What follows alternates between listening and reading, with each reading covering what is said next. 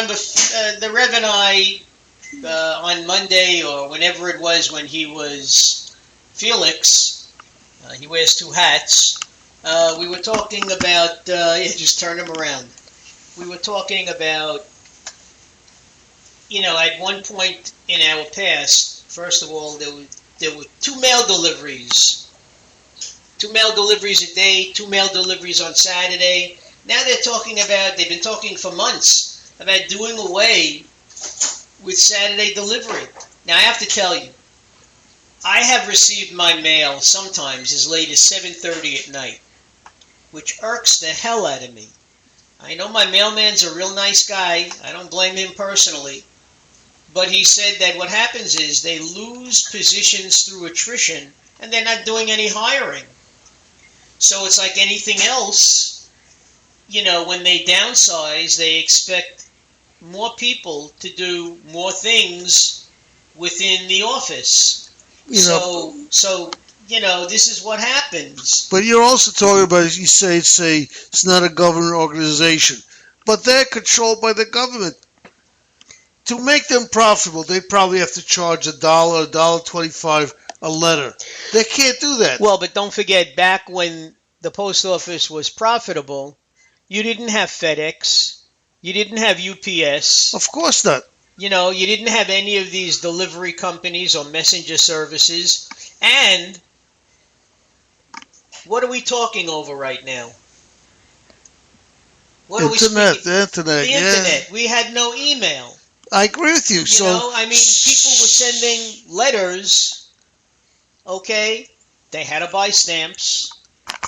All right. Now, this is why every now and then, you hear, the talk comes up that the post office is thinking of starting to charge people for their email accounts. Every time you send out an email text, they want to charge a certain minor, insignificant percentage of... How could the post office charge anything on the internet? That's silly. The post office has nothing to do with the internet. Well, I don't know if it's that or the government, but they've been talking about this, because it has been estimated that the post office loses billions of dollars a year on email. Think about it. So you have to adjust the business or close it down. Simple as that. That's capitalism. Close the post office? What are you going to do? Deliver 3 times a week, charge $1 of $1.50 per letter. If you have to mail a letter, you will mail it. Nothing will change. And if your letter is a day late, nothing will change. If it's something that's really fast, you don't mail it anyway. If you're talking about, delivering mail 3 times a week or whatever, you're also talking about cutting back on the workforce. That increases your unemployment. Where would these people be? They'd be out of work. Eventually, they will be out of the workforce. So that's a good thing. And that's it. No, they will be out of the workforce, out, gone, retired. No, Mark, you're talking about through attrition. You're talking through attrition. You're talking about a socialistic communist operation, which will not operate here. Yes. No. What I'm saying is that we already have that because many, first of all, the post office, but many government positions that are open through attrition are not being filled now as it is. That's fine. Nothing wrong with that. Why should every position, if it's not needed, be replaced? Why is it that we lost all these jobs in the first place? Because it's cheaper for businessmen and corporations to produce these things overseas where they don't have to worry about unions and pay American wages. All right? What's so American about that, Felix? You talk about me being a socialist and communist? These guys are getting rich by sending stuff to Korea and Vietnam and Mexico. This nation is based on a capitalistic system. You want to change it? I don't think people are ready for a change. We are capitalists. Now, capitalists as far as corporations getting richer and the upper 1% getting richer. Tell that to the machinist who lost his job. If you listen to the Republicans, who I don't particularly care for, I listen to them plenty, and they all want better. They all want the life of the middle class to get better, but not in the same way you do. They want to go back to the way it used to be, where corporations were hiring more, things were more profitable. Instead of the government keep subsidizing everything, and that's how you keep losing money. Every time you subsidize something, you're spending more money for something that doesn't make sense. There should be, either that or start increasing the taxes to 80%, 70%. No, they talk about the government, they say the government does not produce jobs. It's not the job of the government to produce jobs. But when you talk about small businesses that need startup capital, okay, where do they turn to? They turn to the government for small business loans. Okay? I mean, I don't agree with half the things that she said, but Carly Fiorina said, yeah, we have 400,000 new companies every month, but we lose 470,000 going out of business. So you have a net loss of 70,000 businesses that can't be sustained. She's saying that, yeah, because the economy is not the way it should be. We're not running a capitalistic economy anymore. Oh, I don't know. I don't see people like Jamie Dimon or Donald Trump or Mark Zuckerberg or people like that suffering at all. Okay? No, they're not. You want to go to Sweden? But I also you want to go to Sweden? You want to go to Germany? Like you want to go to France? There, you get everything for free. And you said the answer to that is that they're taxed 70%. They're taxed very high, yeah. And my answer to you was, if you recall, that we had that back in the 50s under Eisenhower, when people were taxed 80 and 90%. Okay. Okay.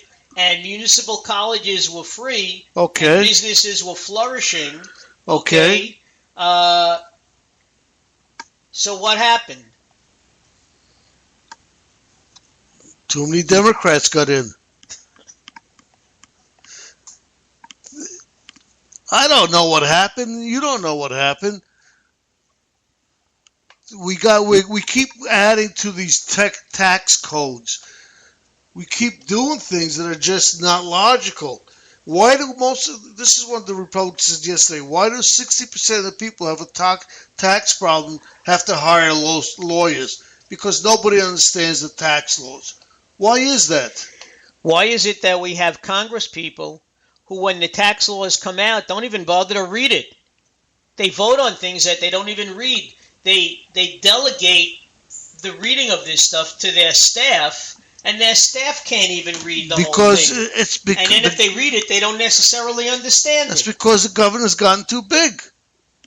Everything keeps growing and growing. If something goes wrong, like who was it, Fiorini, one of those said yesterday, if something goes wrong, we'll have the government fix it. You can't. You need to be able to just run a country either this way. If you want to become socialistic, that's fine too. Then you have to live in a much lower lifestyle, but everything is free. You would never be able to live the way you are if you're getting 70% of your taxes taken out now. But you'd get your free medical. Okay. What else would you get out of it? That's about it. I don't think I'd get anything else. I mean, as it is, look, every time I go to the pharmacist and I pay my co-pays, all right, right now we're in the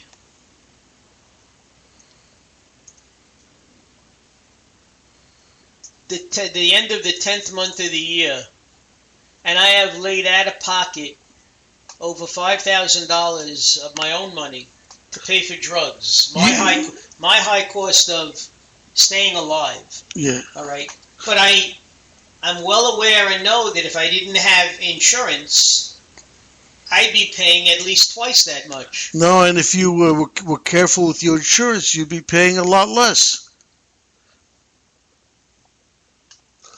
If you look at most of the Medicare plans, Medicare, which you're under, they have a spending limit on medication of $700 or $1,000. That's it.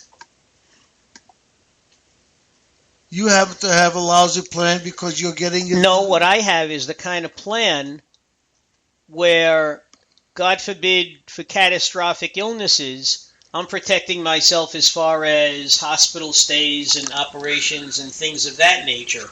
There are no more limits in any hospital plan anymore. If you go to the hospital, you're covered, no matter who you are now. This is part of the Obamacare, what he did, and that includes everybody.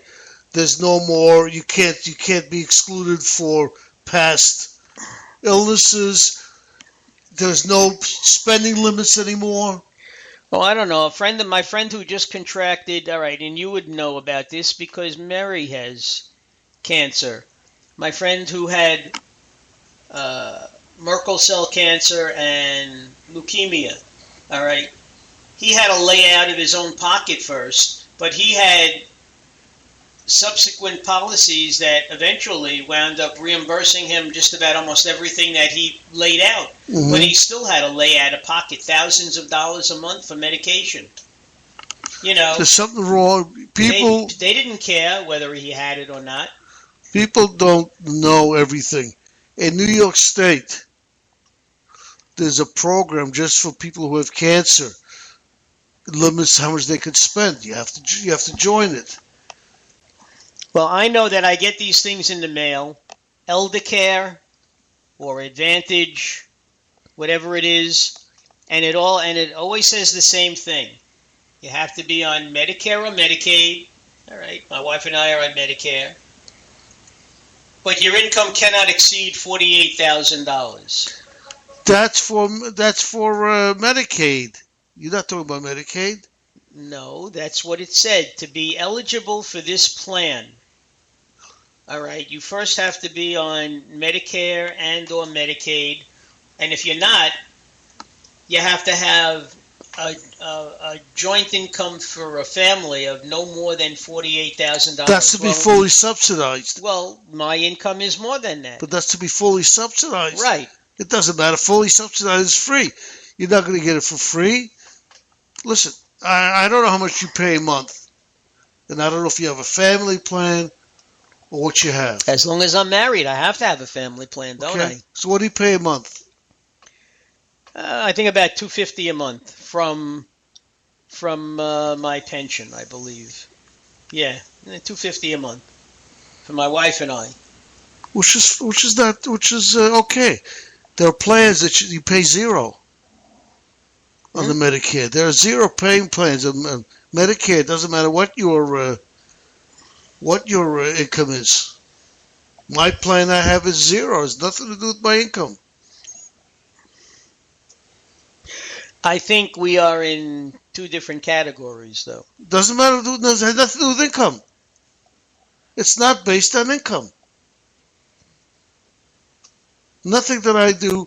My wife is different, but anything I do is not based on income. I don't qualify for any subsidies. I don't qualify for Medicaid. Nothing.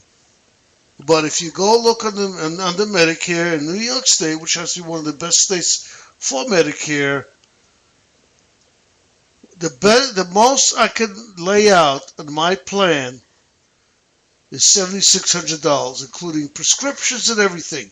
I can never lay out more than that a year. Okay. Well, I haven't reached that limit yet. But the prescription limit is like $2,000 or something, or $1,500 a year.